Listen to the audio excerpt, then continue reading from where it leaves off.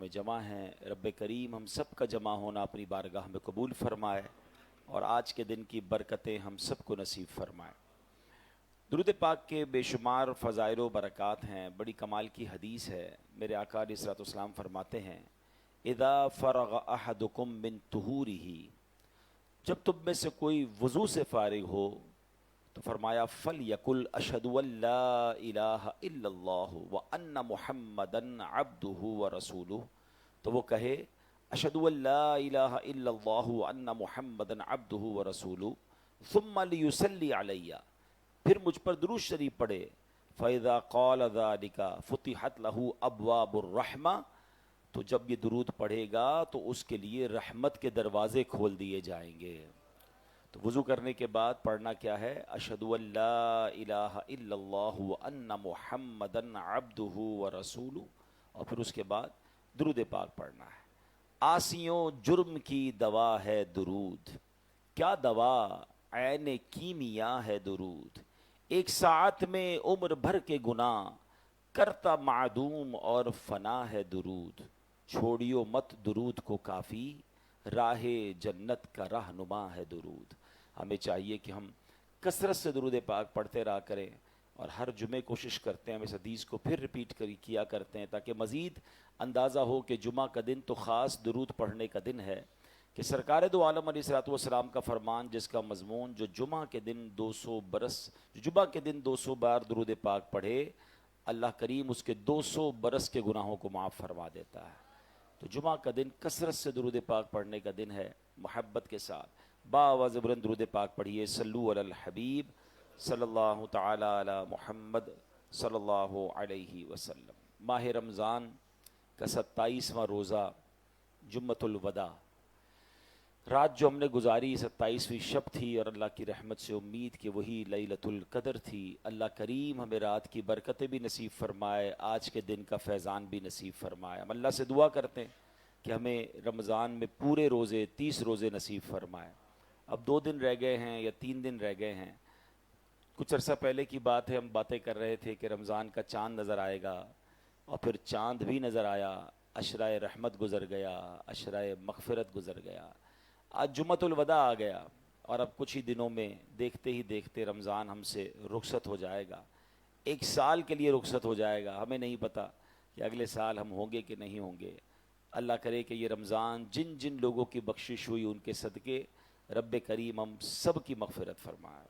آہ رمضان اب جا رہا ہے، ہائے تڑپا کہ رمضان چلا ہے، ٹکڑے ٹکڑے میرا دل ہوا ہے، ہائے تڑپا کہ رمضان چلا ہے، دیکھ کر چاند میں رو پڑا تھا، سامنے ہجر کا غم کھڑا تھا، جلد رخصت کا وقت آ گیا ہے، ہائے تڑپا کہ رمضان چلا ہے، کر کے تقسیم بخشش کی اسناد، آہ رنجیدہ دل کر کے تو شاد، سب کو روتا ہوا چھوڑتا ہے، ہائے تڑپا کے رمضان چلا ہے۔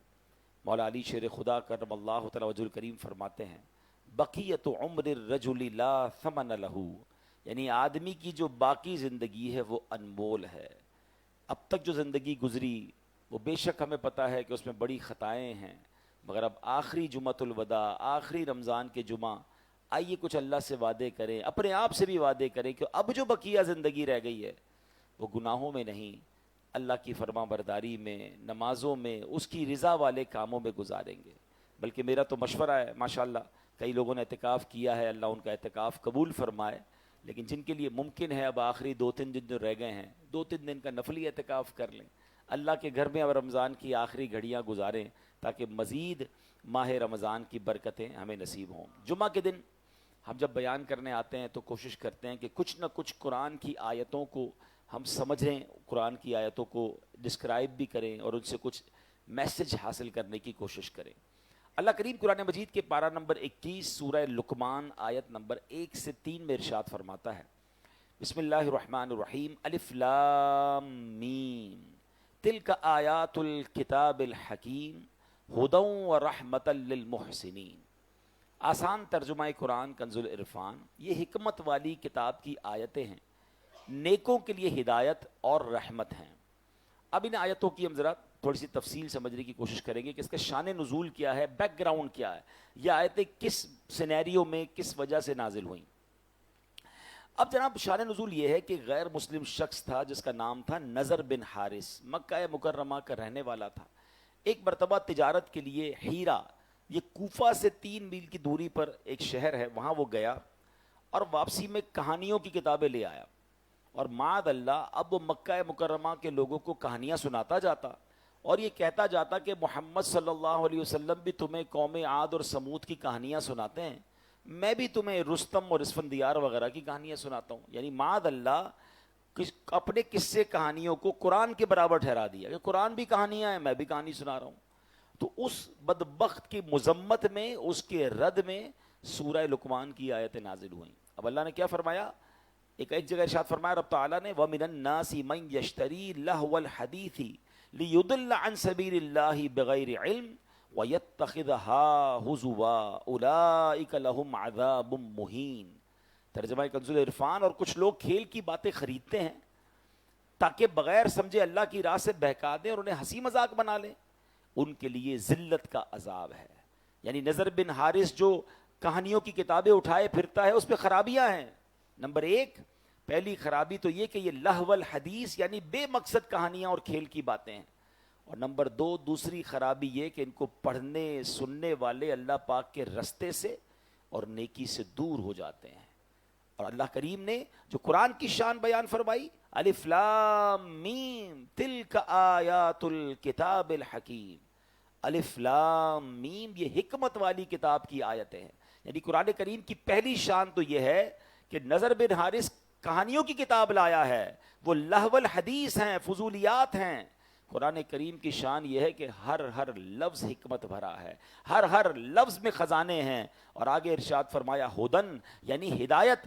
دوسری شان یہ ہے کہ قرآن کریم صرف کتاب حکمت نہیں بلکہ کتاب ہدایت بھی ہے۔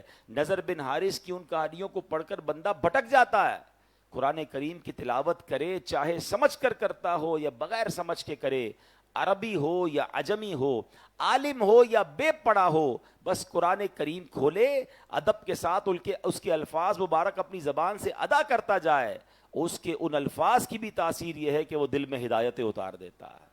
سمجھ نہ بھی آئے تو تلاوت قرآن امپیکٹ رکھتی ہے۔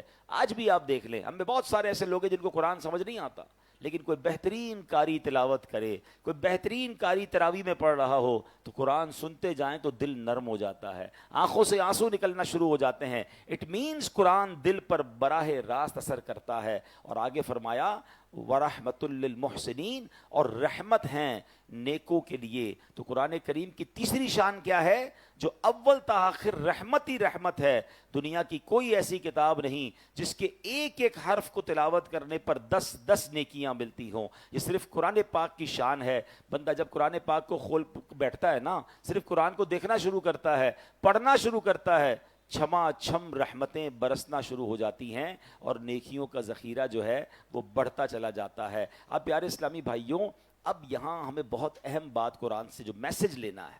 آج ہم میں سے بہت سارے لوگ کچھ نہ کچھ پڑھ رہے ہوتے ہیں، کچھ کتاب سے پڑھ رہے ہوتے ہیں، کچھ فیس بک پہ پڑھ رہے ہوتے ہیں، کوئی یوٹیوب پہ دیکھ رہے ہوتے ہیں، کچھ سوشل میڈیا پوسٹیں ہماری نظروں سے آ رہی ہوتی ہیں، گھنٹوں ہمارا کچھ نہ کچھ ہماری آنکھوں کے سامنے سے گزرتا ہے، لوگ پڑھ رہے ہوتے ہیں۔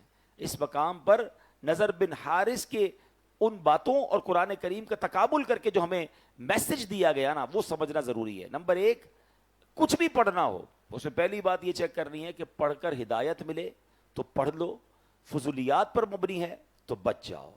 جو پڑھ رہے ہو اس سے حکمت و نصیحت ملتی ہے تو پڑھ لو، فضولیات ہیں، گمراہی آتی ہے، نیکی سے دور ہو جاؤ گے، اس سے بچ جاؤ۔ اگر اسے پڑھ کر ثواب ملنے کی امید ہے تو پڑھ لو، اور ثواب ملنے کی امید نہیں بلکہ گناہ کی امید ہے، اس سے بچ جاؤ۔ تو اب یہ کلیہ سامنے رکھ لیں کہ کیا دیکھنا ہے، کیا سننا ہے، کیا نہیں سننا، کیا پڑھنا ہے، کیا نہیں پڑھنا۔ اگر یہ بات ہمیں سمجھ آ جائے تو قرآن نے اپنی شان بھی بیان کر دی، اور رہتی دنیا کو پڑھنا سننا دیکھنا کیا ہے اور کیا نہیں دیکھنا اس کا فارمولہ بھی بتا دیا۔ اب میرے پیارے اسلامی بھائیوں، حضرت زید بن اسلم رضی اللہ تعالیٰ، دیکھیں قرآن کتنا امپیکٹ فل ہے اور اس کی ایک ایک آیت، ایک ایک سورت کس قدر درس رکھتی ہے۔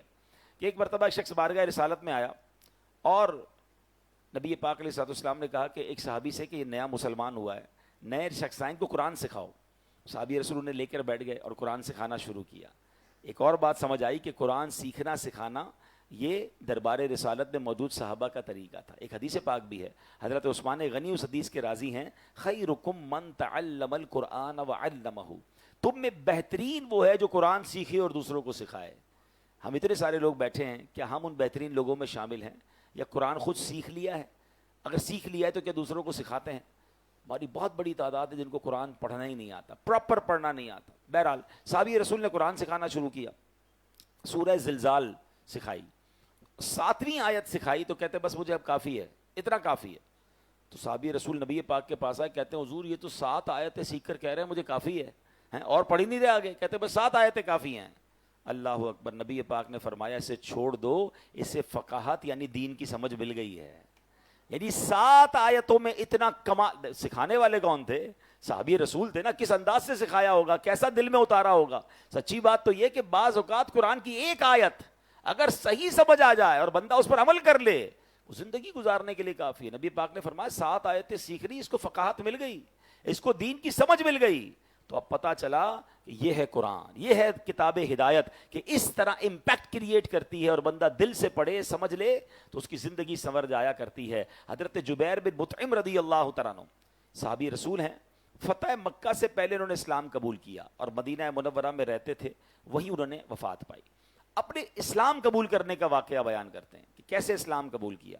کہتے ہیں بدر، غزوہ بدر میں جو غیر مسلم قید ہوئے تھے ان قیدیوں کی بات چیت کرنے کے لیے میں مدینہ منورہ آیا تھا. یعنی غیر مسلموں کی طرف سے نیگوشیشن کے لیے کہتے ہیں میں مدینہ منورہ آیا. جب یہاں پہنچا تو مغرب کا وقت تھا، مسلمان مغرب کی نماز پڑھ رہے تھے، نبی پاک علیہ الصلوۃ والسلام امامت فرما رہے تھے، اور پیارے آقا نے نماز کے اندر جو آیت تلاوت کی، وہ نماز کی جو تلاوت تھی وہ مسجد کے باہر بھی آواز آ رہی تھی، اور پیارے آقا سورہ طور کی تلاوت فرما رہے تھے. اب میں حیران ہو گیا کہ آواز کیسی ہے. قرآن پڑھنے والا کون؟ حبیب الرحمن، اللہ کے حبیب علیہ الصلوۃ والسلام جن پہ قرآن نازل ہوا ہے، اور کلام کس کا؟ اللہ کا کلام. کیسی تاثیر ہوگی. کہتے ہیں مسجد کے باہر کھڑا ہو گیا اور اب میرے کانوں میں نبی پاک کی پیاری میٹھی آواز اور اللہ کا کلام جانے لگا. اور نبی پاک نے یہ آیات پڑھی، ان عذاب ربک لواقع ما لہ من دافع، بے شک تیرے رب کا عذاب ضرور واقع ہونے والا ہے، اسے کوئی ٹالنے والا نہیں. کہتے ان آیات کو سنا تو میرا دل ایسے ہو گیا جیسے ابھی پھٹ جائے گا. مجھے یوں لگا تھا کہ میں یہاں سے قدم بھی نہیں اٹھا سکوں گا، اس سے پہلے ہی مجھ پر عذاب برس جائے گا. میں نے اللہ پاک کے عذاب سے ڈر کر اسی وقت توبہ کی اور ایمان قبول کر لیا.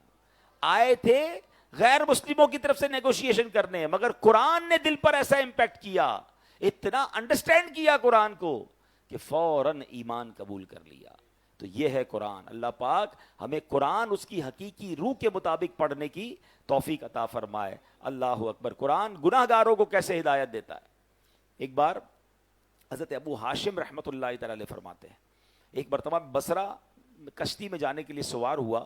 اس کشتی میں ایک مرد بھی تھا، اس کے ساتھ کنیز بھی تھی. آگے بڑھے تو مرد نے اپنی کنیز سے کہا ذرا شراب پلاؤ. اس نے شراب پلائی. کنیز کو کہا کچھ گانا بھی سناؤ. حالانکہ وہ بزرگ ساتھ بیٹھے تھے مگر وہ اپنی رنگ رلیوں میں مصروف تھا. کہتا گانا سناؤ. اس نے گانا بھی شروع کر دیا. تھوڑی دیر بعد وہ شخص جو ہے وہ حضرت ابو ہاشم سے کہتا ہے اس گانے جیسا تمہارے پاس بھی کچھ ہے، تم بھی کچھ سنا سکتے ہو. اب ان کو موقع ملا، انہوں نے قرآن کی تلاوت شروع کر دی. اب سنیں قرآن کی کون سی آیتیں پڑھی. دیکھیں قرآن کی کچھ صورتیں تو ایسی ہیں جو کمال ہے نا، بندہ ایسا لگتا ہے اس کا ایسا ترنم ہے، ایسی لے ہے، ایسا انداز ہے کہ بندہ رحمت کے دریا میں تیرنا شروع ہو جاتا ہے. انہوں نے کیا پڑھنا شروع کیا؟ بسم اللہ الرحمن الرحیم. اذا الشمس کورت واذا النجوم انکدرت واذا الجبال سیرت. 30واں پارہ ہے، سورہ تکویر ہے، قیامت کی منظر کشی قرآن کر رہا ہے. ترجمہ کیا بنتا ہے؟ جب سورج کو لپیٹ دیا جائے گا، جب تارے جھڑ پڑیں گے اور جب پہاڑ چلائے جائیں گے. ان آیات کو سن کر وہ شخص رونے لگا جو تھوڑی دیر پہلے شراب پی رہا تھا، گانے سن رہا تھا. جب وہ کہتے ہیں اس آیت پر میں پہنچا وَإِذَا الصُّحُفُ نُشِرَتْ، اور جب نامہ اعمال کھولے جائیں گے. روتے روتے وہ شخص اپنی کنیز سے کہتا ہے میں اللہ کے لیے تجھے آزاد کرتا ہوں، اس شراب کو پانی میں بہا دو اور اب کہتے ہیں وہ ابو ہاشم رحمۃ اللہ تعالی سے پوچھتا ہے کیا میری توبہ بھی قبول ہو سکتی ہے؟ میں تو بڑا گناہ گار، میں شرابی، میں برے کام کرنے والا، قرآن سے مجھے ہدایت مل رہی ہے۔ اللہ اکبر، اللہ والوں کو قرآن بھی کیسا یاد تھا، اس کے اس سوال کا جواب بھی انہوں نے قرآن سے دیا۔ فرماتے ان اللہ یحب التوابین ویحب المتطہرین، بے شک اللہ بہت توبہ کرنے والوں سے محبت فرماتا ہے اور خوب صاف ستھرے رہنے والوں کو پسند فرماتا ہے۔ ہائے ہائے، یہ سن کر اس بندے نے توبہ کر لی کہ اللہ کا پیغام ہے کہ اللہ توبہ کرنے والوں کو قبول فرماتا ہے۔ تو یوں قرآن زندگیاں بدلتا ہے، یوں قرآن ہدایت دیتا ہے، یوں قرآن دلوں کی دنیا بدل دیتا ہے۔ مگر بات یہ ہے کہ قرآن سے محبت بھی تو ہونا۔ قرآن پتہ ہے قیامت کے دن کیسے کام آئے گا؟ بہت ساری چیزوں سے دوستی لگائی ہوئی ہے لوگوں نے۔ پوچھو کیا ہابی ہے؟ میری ہابی اسپورٹس ہے، میری ہابی موبائل پر گیم کھیلنا ہے، میری ہابی کیا ہے جناب میں کمپیوٹر پہ ٹائم گزارتا ہوں، میری ہابی فلاں پتہ نہیں ٹامی جونی پتہ نہیں کس کس کی کتابیں پڑھتے رہتے ہیں۔ ارے مسلمان کی پہلی ہابی تو قرآن ہونا چاہیے نا، پہلی مصروفیت تو قرآن ہونی چاہیے۔ سنو قرآن کیا کام دے گا۔ حدیث پاک میں آتا ہے اللہ کریم کے نبی علیہ الصلوۃ والسلام نے فرمایا جو بندہ دن اور رات میں قرآن کریم کی تلاوت کرتا ہے، ایسی روٹین بنائیں کہ کام پر جانے سے پہلے کچھ قرآن پڑھ کے جائیں، گھر آئیں تو سونے سے پہلے کچھ قرآن پڑھ لیں، اللہ کرے صبح سورہ یاسین پڑھ کے جائیں، رات سورہ ملک پڑھ لیا کریں۔ سنیے نبی پاک فرماتے جو بندہ دن اور رات میں قرآن پڑھتا ہے اور قرآن کے حلال کو حلال اور حرام کو حرام جانتا ہے، اللہ پاک فرشتوں کو اس کا رفیق یعنی اس کا ساتھی بنا دیتا ہے۔ جب قیامت کا دن ہوگا تو اللہ کریم بندے کے بارے میں، بندے کے لیے اللہ کی بارگاہ میں دلائل دے گا۔ قرآن کہے گا رب کریم ہر شخص دنیا میں اپنے کام کی اجرت لیتا تھا، جو بھی کام کرتے ہیں اس کی فیس لیتے ہیں نا۔ قرآن کہے گا یا اللہ ہر شخص دنیا میں اپنے کام کی اجرت لیتا تھا، مگر فلاں شخص دن اور رات میں مجھے پڑھتا تھا، میری تلاوت کرتا تھا، میرے حلال کو حلال اور حرام کو حرام جانتا تھا، اے اللہ آج اس کو اجر عطا فرما، یعنی آج اس کی اجرت عطا فرما۔ قرآن کریم کی عرض پر اللہ کریم اس بندے کو تاج شاہی اور کرامت کا لباس پہنائے گا۔ اب اللہ قرآن سے فرمائے گا حل ردیتا، اے قرآن کیا تو راضی ہے؟ ذرا غور کیجئے، بندے کو عزت کا تاج اور کرامت کا لباس پہنا کے بندے سے نہیں پوچھے گا، اللہ قرآن سے سوال کرے گا، اے قرآن تو راضی ہے؟ تو قرآن کہے گا یا رب اس سے بھی زیادہ افضل اجر عطا فرما۔ اب اس بندے کو بادشاہت اور سبحان اللہ جنت کی نعمتیں عطا کی جائیں گی، یعنی عطا کیا جاتا رہے گا۔ حدیث کا خلاصہ ہے کہ قرآن کے بارے میں اللہ تبارک و تعالیٰ پھر قرآن سے سوال فرمائے گا کہ اے قرآن کیا تو راضی ہے؟ اللہ اکبر، ذرا غور کیجئے۔ اور پھر ایک وقت آئے گا کہ قرآن کہے گا یا اللہ میں راضی ہوں۔ اب بتائیں دوستی کس سے کرنی چاہیے، ساتھ کس کا ہونا چاہیے؟ انفارچونیٹلی بہت ساری چیزیں ہم روز اوپن کرتے ہیں، روز سافٹ ویئر اوپن کرتے ہیں، روز آن لائن ہوتے ہیں، قرآن آن لائن نہیں کرتے۔ ہاں ایسا ہے کہ ابھی رمضان میں کچھ لوگ پڑھ رہے ہوں گے، یہ موضوع لینے کی ایک وجہ یہ بھی ہے کہ رمضان تو کیا جاتا ہے، قرآن ایسا بند ہوتا ہے کہ پھر پورا سال نہیں کھلتا۔ ہمارے اسلاف روزانہ کئی بزرگ تو وہ ہیں جو 3 دن میں پورا قرآن پڑھ لیا کرتے تھے، ہیں قرآن جو ہے 3 دن میں پڑھ لیا کرتے، لیکن آج ہم ہیں کہ قرآن پورا سال گزر جاتا ہے نہیں کھولتے۔ تو اے میرے پیارے اسلامی بھائیوں، اللہ کرے کہ ہم قرآن سے دوستی کریں، اور قرآن کیسے میسج دیتا ہے اور توبہ کیسے قبول ہوتی ہے۔ ایک بڑا پیارا واقعہ ہے، حضرت ابو ہریرہ رضی اللہ تعالیٰ عنہ، آپ کہتے ہیں کہ ایک بار میں نبی پاک علیہ الصلوۃ والسلام کی بارگاہ میں عشاء پڑھ کر باہر نکلا تو میں نے خاتون کو دیکھا، پوری پردے کے اندر موجود تھی۔ انہوں نے مجھے کہا کہ اے ابو ہریرہ مجھ سے ایک بہت بڑا گناہ ہو گیا ہے، کیا میری توبہ قبول ہوگی؟ آپ نے فرمایا بتاؤ کیا گناہ کیا ہے؟ جب اس نے گناہ بتایا تو وہ بڑا گناہ تھا، تو آپ نے فرمایا کہ اتنا بڑا گناہ کرنے کے بعد بھی تم توبہ کی امید رکھتی ہو؟ اللہ پاک کی قسم تیرے لیے کوئی توبہ نہیں، تو ہلاک ہو گئی۔ وہ عورت اتنا شرمندہ ہوئی، اتنی نادم ہوئی، کپ کپی طاری ہو گئی، اور وہ عورت گر کر بے ہوش ہو گئی۔ حضرت ابو ہریرہ کو خیال آیا، کیونکہ اسلام کے ابتدائی دن تھے، روز نبی پاک سے سارے صحابہ سیکھ رہے تھے، انڈرسٹینڈنگ ٹریننگ ہو رہی تھی۔ کہتے ہیں میں نے نبی پاک سے تو پوچھا ہی نہیں، مشورہ ہی نہیں کیا، میں نے عورت کو جواب دے دیا۔ نبی پاک علیہ الصلوۃ والسلام کے پاس آئے، پیارے آقا کو بتایا حضور ایسا ایسا ہوا، ایک عورت ملی اور اس نے مجھے کہا میں نے بہت بڑا گناہ کیا، میں نے تو کہہ دیا تیری توبہ قبول نہیں۔ جب نبی پاک نے یہ سنا تو پیارے آقا نے فرمایا انا للہ و انا الیہ راجعون، انا للہ و انا الیہ راجعون۔ اے ابو ہریرہ تو خود بھی ہلاک ہوا اور اس عورت کو بھی ہلاک کر ڈالا، کیا تمہیں اللہ پاک کا یہ فرمان یاد نہیں؟ پھر آپ نے قرآن کی آیت تلاوت کی، الا من تاب وآمن وعمل عملا صالحا فاولئک یبدل اللہ سیئاتہم حسنات وکان اللہ غفورا رحیما۔ ترجمہ کنز العرفان، مگر جو توبہ کرے اور ایمان لائے اور اچھا کام کرے تو ایسوں کی برائیوں کو اللہ نیکیوں سے بدل دے گا، اور اللہ بخشنے والا مہربان ہے۔ یعنی یہ کمال دیکھیں اللہ کا، دنیا میں ایسا کہیں نہیں ہوتا۔ آپ کسی کو تنگ کریں، تکلیف پہنچائیں، آپ معافی مانگ لیں، بندہ معاف کر دے، بڑی بات ہے، ہم بہت خوش ہوتے ہیں یار اس نے معاف کر دیا۔ مگر اللہ کریم جب توبہ قبول فرماتا ہے نا، تو اللہ صرف معاف نہیں فرماتا، اللہ نیکیوں کو گناہوں کو نیکیوں سے بدل دیتا ہے۔ گناہ معاف کر دے اس کی بڑی مہربانی، فرمایا نہیں، اللہ جب راضی ہو جائے تو گناہوں کو ہی نیکیوں سے بدل دیتا ہے۔ بلا تمثیل سمجھانے کے لیے، کسی بندے کے آپ نے لاکھ روپے دینے ہوں اور آپ پیسے نہ دے رہے ہوں، اور تھوڑے عرصے بعد آپ جائیں کہ یار معاف کر دو، بڑی تاخیر ہو گئی، میں نے بہت تنگ کیا آپ کو، آپ کا قرضہ دینا ہے مگر لیٹ ہو گیا ہوں، اور اگلا کہے قرضہ بھی معاف کیا بلکہ 1,00,000 روپے اور تمہیں دیتا ہوں۔ بندہ کہ یار تاخیر معاف کر دیتا بڑی بات تھی، پیسے تو لے لیتا، پیسے بھی نہیں لیے، ڈبل کر دیے۔ اللہ کی شان کریمی دیکھیں کہ بندہ سچی توبہ کر لے، اللہ معاف کر دے تو صرف معاف نہیں فرماتا، وہ اللہ کریم پھر گناہوں کو بھی نیکیوں سے بدل دیتا ہے۔ اب حضرت ابو ہریرہ نے جب یہ سنا تو آپ تو حیران ہو گئے کہ یہ میں نے کیا کر دیا، اتنا بڑا غلط مسئلہ بتا دیا۔ آپ مدینہ پاک میں گئے، گلیوں میں اعلان کرنے لگے، وہ عورت کہاں ہے جس نے کل رات مجھ سے مسئلہ پوچھا تھا؟ آپ ٹینشن میں آ گئے کہ میں نے غلط مسئلہ بیان کر دیا۔ پورا دن مدینے کی گلیوں میں گھومتے رہے، اور پھر اسی رات کو دوبارہ وہ عورت ملی تو آپ نے فرمایا مجھے معاف کر دو، میں نے تمہیں غلط مسئلہ بتایا، مسئلہ تو یہ ہے کہ تمہاری بھی توبہ قبول ہو جائے گی۔ اللہ اکبر۔ وہ عورت اتنا خوش ہوئی، کہتی اے ابو ہریرہ میرے پاس ایک باغ ہے، وہ پورا باغ میں اللہ کی راہ میں اس خوشی میں صدقہ کرتی ہوں۔ مگر اس قرآن پاک کی آیت اور اس واقعے سے پھر کچھ سیکھنے کو ملا۔ ایک تو میرا رب کتنا کریم ہے، سچی توبہ کرے تو وہ توبہ قبول فرماتا، قرآن پڑھے تو سمجھیں گے نا۔ اور سیکنڈلی کہ غلط مسئلہ کسی کو نہیں بتانا چاہیے۔ حضرت ابو ہریرہ رضی اللہ تعالیٰ سے مسٹیک ہوئی تو آپ پھر مدینے کی گلیوں میں پورا دن گھومتے رہے، اس عورت کو تلاش کیا کہ وہ غلطی میری ختم ہو جائے۔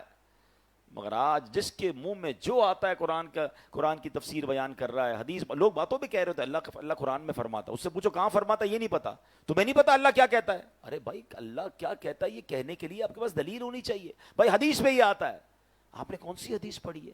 وہ میں نے سوشل میڈیا پہ پڑھا تھا۔ بھائی سوشل میڈیا کی ہر بات حدیث ہو جائے گی، ہر بات قرآن ہو جائے گی، ہر چیز کو فارورڈ کر دیں گے، ہر پوسٹ کو فارورڈ کر دیں گے، کیا پتا وہ غلط ہو، اور باقاعدہ پلاننگ کے ساتھ قرآن و حدیث کی غلط انٹرپریٹیشنز سوشل میڈیا پہ فلوٹ کی جا رہی ہیں کہ آپ کو نہیں پتا قادیانی لابی کیسے کام کر رہی ہے، معاذ اللہ قرآن میں وہ تحریف کر رہے ہیں، اور ہمیں تو آتا جاتا کچھ نہیں، جو پوسٹ آئی آگے بڑھا دی، جو پوسٹ آئی آگے بڑھا دی۔ آپ یاد رکھیے اللہ قرآن میں ارشاد فرماتا ہے وَمَنْ أَظْلَمُ مِمَّنِ افْتَرَىٰ عَلَى اللَّهِ كَذِبًا، اس سے بڑھ کر ظالم کون جو اللہ پر جھوٹ باندھے۔ اللہ پر جھوٹ باندھنے کا مطلب کیا ہے کہ اگر کوئی یہ کہے کہ اللہ یہ فرماتا ہے، اللہ کے رسول یہ فرماتے، تو اللہ رسول پر جھوٹ باندھنا ہوا نا، انہوں نے نہیں فرمایا۔ انہوں نے کیا آپ کو پورا قرآن یاد ہے؟ آپ کو پوری حدیثیں یاد ہیں؟ ہر پوسٹ کو فارورڈ کرنا ہے؟ کتنی من گھڑت حدیثیں، کتنی من گھڑت روایتیں سوشل میڈیا پہ فلوٹ کر دی جاتی ہیں، مسلمان اس کے ساتھ چل رہے ہوتے ہیں۔ ایسا نہ کریں، آپ کو نہیں کنفرم آپ مسئلہ آگے نہ بتائیں، کیونکہ مسئلہ غلط بتایا اور وہ جب تک عمل کرتا رہا اس کا عذاب کس پر آئے گا۔ تو ہمیں بیسٹ طریقہ تو یہ کہ اگر کوئی دینی پوسٹ فارورڈ کرنی ہے، بلکہ خود بھی عمل کرنا ہے، کسی عالم دین سے پوچھ لیں۔ اب آپ کہیں یار ہر پوسٹ میں تو روز کی پتہ نہیں سینکڑوں پوسٹیں چلاتا رہتا ہوں، تو واجب تو نہیں آپ پر ہر پوسٹ کو لائک شیئر کرتے رہنا۔ اور اگر آپ کا پھر بھی شوق ہے تو میرا مشورہ ہے کہ آپ dawat-islami.net یہ ہماری ویب سائٹ ہے، جہاں روز کی اوتھنٹیکیٹ علماء کرام، مفتیان کرام سے اپروفڈ پوسٹ، حدیثیں، قرآن کی آیتیں آ رہی ہوتی ہیں، وہاں سے لیں اور شیئر کر دیں، ثواب بھی ملے گا اور آپ مطمئن بھی ہوں گے کہ جناب یہ اوتھنٹیکیٹ ہے۔ ورنہ ایسا نہ ہو کہ غلط مسئلے آگے فارورڈ کرنے کی وجہ سے ہم بھی گناہ گار ہوں۔ اللہ مجھے اور آپ کو ایسی احتیاط بھی نصیب فرمائے۔ انسان ہے نا ہم بھی، جیسے میں بیٹھا ہوں بیان کر رہا ہوں، مجھ سے بھی غلطی ہو سکتی ہے، لیکن اگر کسی بیان کرنے والے سے بھی غلطی ہو جائے اور اسے پتہ چل جائے کہ بھائی آپ نے آیت ٹھیک نہیں پڑھی، حدیث صحیح بیان نہیں کی، یا مسٹیک ہو گئی ہے، سلپ آف ٹنگ ہو جاتا ہے، شرمانا نہیں ہے، ہاں فوراً بتائیں کہ میری غلطی ہے، میں نے غلط پڑھا تھا، صحیح یہ ہے، کیونکہ لوگوں کی شرم کے وجہ سے کئی قیامت میں مارنا پڑے۔ ہم نے دیکھا کہ امیر اہل سنت، فاؤنڈر آف دعوت اسلامی، اتنی بڑی ہستی ہوتے ہوئے براہ راست چینل پر بتاتے ہیں کہ بھائی فلاں مسئلے میں غلطی ہوئی تھی، صحیح مسئلہ یہ ہے۔ اس میں کوئی شرم اور آر نہیں ہونی چاہیے. چند لوگوں کی شرم اٹھانے کے لیے کہ لوگ کیا کہیں گے. ارے لوگ کچھ کہیں نہ کہیں, اگر رب ناراض ہو گیا اور گناہ جاریہ ہو گیا, میں نے جائز کو ناجائز کہہ دیا اور ناجائز کو جائز کہہ دیا, تو میرے لیے تو عذاب کا باعث بن جائے گا. تو کبھی بھی زندگی میں اگر کوئی آپ کو بتا بھی دے نا کہ یار آپ سے یہ غلط مسئلہ بیان ہو گیا ہے, آپ نے یہ مسٹیک کی ہے, تو اس میں 1 منٹ نہ لگائیں اور فوراً اس کو ٹھیک کریں, اور الحمدللہ علماء حق سے رابطے میں رہیں تو انشاءاللہ اس کی برکتیں ملتی رہیں گی. ایک اور پیاری حدیث, نبی پاک علیہ الصلوۃ والسلام فرماتے ہیں, ایک شخص نبی پاک کی خدمت میں حاضر ہوا, عرض کی یا رسول اللہ افضل عمل کون سا ہے؟ فرمایا تم پر لازم ہے حال مرتحل, یعنی منزل پر پہنچ کر پھر سفر شروع کر دینے والے بن جاؤ. عرض کیا حضور یہ مرتحل کیا ہے, یہ کیسا کام بندہ ہے؟ تو فرمایا جو قرآن پاک کو ابتدا سے پڑھے اور اختتام پہ پہنچے اور پھر دوبارہ پڑھنا شروع کر دے, پھر ختم ہو پھر پڑھنا شروع کر دے, یعنی منزل پر پہنچ کر پھر سفر شروع کر دے, تو سبحان اللہ اس کو مرتحل کہتے ہیں, اور یہ افضل عمل ہے. اللہ کریم سے دعا ہے اللہ مجھے اور آپ کو ذوق و شوق کے ساتھ ماہ رمضان کے بعد بھی تلاوت قرآن کا شوق نصیب فرمائے. قرآن تلاوت کے ساتھ ساتھ انڈرسٹینڈ کرنا بھی شروع کریں. دعوت اسلامی کے مکتبۃ المدینہ سے آپ کو تفسیر قرآن مل جائے گی. تفسیر قرآن صراط الجنان, بہت آسان اردو میں یہ تفسیر موجود ہے. اس کی ویب سائٹ پر کتاب ڈاؤن لوڈ کے لیے بھی اویلیبل ہے, dawatIslami.net پر. صراط الجنان کے نام سے تفسیر قرآن کی اپلیکیشن موجود ہے, فری آف چارج آپ اس پہ پڑھ سکتے ہیں. پڑھنے کے ساتھ ساتھ آپ کے لیے ایک سہولت اور دے دی گئی ہے, اس کی آڈیو بھی ریلیز کر دی گئی ہے. آپ روزانہ ٹریول کے دوران بھی کچھ تلاوت تفسیر سنتے رہیں تو انشاءاللہ آپ روزانہ قرآن کے ساتھ انوالو رہیں گے. اللہ کرے کہ ہم صحیح طریقے سے قرآن پڑھنے والے بن جائیں, قرآن پر عمل کرنے والے بن جائیں, اور قرآن پر فیضان قرآن پانے کے لیے ایک بہترین ذریعہ یہ بھی ہے کہ بندہ کنجوسی سے بھی بچے. ہاں یہ بھی شیطان کا دروازہ ہے, جو کنجوسی ہے نا انسان کے دل پر, شیطان ایسا قبضہ کر لیتا ہے کہ وہ اللہ کی راہ میں بھی خرچ نہیں کرتا. اور اب عید الفطر آ رہی ہے اور اس میں صدقہ فطر بھی ہمیں ادا کرنا ہے. پہلے تو یہ چیک کر لیں کہ کہیں زکوٰۃ باقی تو نہیں ہے, کیونکہ زکوٰۃ مال کا میل ہے. یہ میل جس مال کے ساتھ ملتا ہے سارے مال کو برباد کر دیتا ہے. اگر ابھی تک زکوٰۃ ادا نہیں کی یا پچھلی زکوٰتیں ہماری کم ہیں, اس کا حساب لگائیں اور وہ پوری زکوٰۃ ادا کریں. جو زکوٰۃ ادا کرتا ہے اللہ اس کے مال کو محفوظ کر دیتا ہے. اور قرآن میں رب ارشاد فرماتا ہے قد افلح من تزکا, بے شک جس نے خود کو پاک کر لیا وہ کامیاب ہو گیا. اور تفسیر خزائن العرفان میں ہے کہ اس آیت میں تزکا سے مراد صدقہ فطر ہے, یعنی جو بندہ عید الفطر کے موقع پر صدقہ فطر دے کر غریبوں کو عید کی خوشیاں فراہم کرنے کا موقع دیتا ہے, اس کا دل ستھرا ہو جاتا ہے اور فلاح و کامیابی پاتا ہے. تو نماز عید سے پہلے صدقہ فطر دینا چاہیے. مشورہ تو میرا یہ ہے کہ آج جمعۃ الوداع ہے, جمعہ کی ایک نیکی 70 نیکیوں کے برابر ہے, تو آپ آج بھی عید الفطرہ دے سکتے ہیں, نماز عید سے پہلے بھی دے سکتے ہیں. آج دیں گے تو رمضان کا ثواب بھی اور جمعے کا ثواب بھی مل جائے گا. صدقہ فطر حدیثوں میں 4 قسم کا بیان ہوا ہے, جس میں جو, کشمش, کھجور اور پھر گندم کا فطرہ. گندم کا فطرہ آج کل کے حساب سے 240 روپے کا ہے, اور اس کے اوپر کی کیٹیگریز کوئی 700 روپے, کوئی 2400 روپے, 7000 روپے, اور اجوا کھجور کے حساب سے کوئی دینا چاہتا ہے تو 19000 روپے کا فطرہ ہے. اب یہ غور کرنا ہے میں نے اور آپ نے کہ اللہ نے مجھے کس کیٹیگری میں رکھا ہے. ایک عام مسلمان ہے اگر وہ گندم کا فطرہ دیتا ہے تو ٹھیک ہے, مگر جس کو اللہ نے لاکھوں کروڑوں سے اچھا بنایا ہے, پورا رمضان بہترین سحری اور افطاری کروائی ہے, عید کے لیے بہترین لباس ہم خرید چکے ہیں, اور فطرہ دینے کی باری ہے تو ہم سب سے سستا والا فطرہ دیں, تو یہ اپنے دل سے پوچھیں کہ ہم یہ درست کرتے ہیں. یہاں بھی موقع ہے کہ اللہ کا شکر ادا کیا جائے, اے اللہ تو نے مجھے کروڑوں سے اچھا بنایا, تو بہترین فطرہ ہم ادا کریں. مثال کے طور پہ کسی کے گھر بہت بڑا گھر ہو, کروڑوں کا گھر ہو, لاکھوں کروڑوں کی گاڑیاں کھڑی ہوں, تو وہ 10-15 ہزار روپے کا بکرا عید میں لے کر نہیں آتا, وہ بڑا جانور لے کر آتا ہے کہ لوگ کیا کہیں گے, اتنا بڑا بنگلہ, ایسی گاڑی اور ایسا جانور. تو اپنی حیثیت کے مطابق بندہ جانور لاتا ہے جو بالکل ٹھیک ہے, مگر فطرے میں چونکہ لوگوں کو پتہ نہیں چلتا,